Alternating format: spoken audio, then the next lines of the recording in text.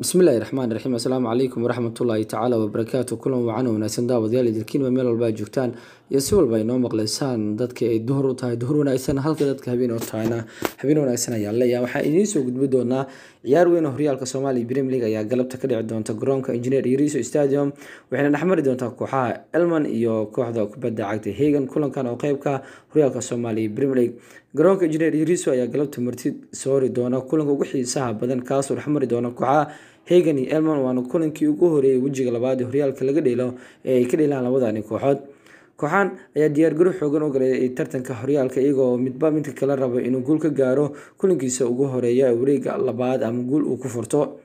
shantii kulan ugu dambeysay labadani kooxood isku arkaan horyaalka Soomaaliya Premier League waxaa laba kamid ah baysan naadiga Elman sidoo kale Hagan ayaa laba adkaatay halka kulan kale ay barbarac ku kala bixeen taasoo la micnaa in isku awood yihiin marka loo fiiriyo shantii kulan ugu dambeysay is arkaan labadan dhinac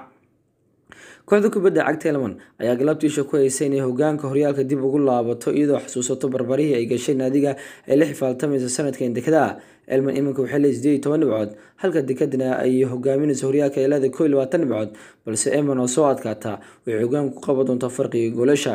wiilashaygan ayaana ku dhiban inay ka adkaato kooxaha waaweyn sida Elman horseed nakadaha iyo Muqdisho City Club waxayna galabta rabtaa inay meesha ka saarto taariikh xumada ka haysato instantka aysan ka adkaan kooxaha ugu tunka weyn horyaalka Soomaaliya Premier League naadiga Elman kulankii ugu dambeeyay waxay barbara hal iyo hal la soo gashay naadiga midnimo halka Hagan ciyaartii ugu dambeysay gooldar hal gool iyo eber kala soo kulantay kooxda ciidanka militariga Soomaaliya horseed Hagan ayaana hadda ku jirta booska shanaad ee kala sareynta horyaalka Soomaaliya Premier League iyadoo 14 dhibcood halka Elman ay leedahay 18 dhibcood waxayna fadhisaa booska labaad ee kala sareynta horyaalka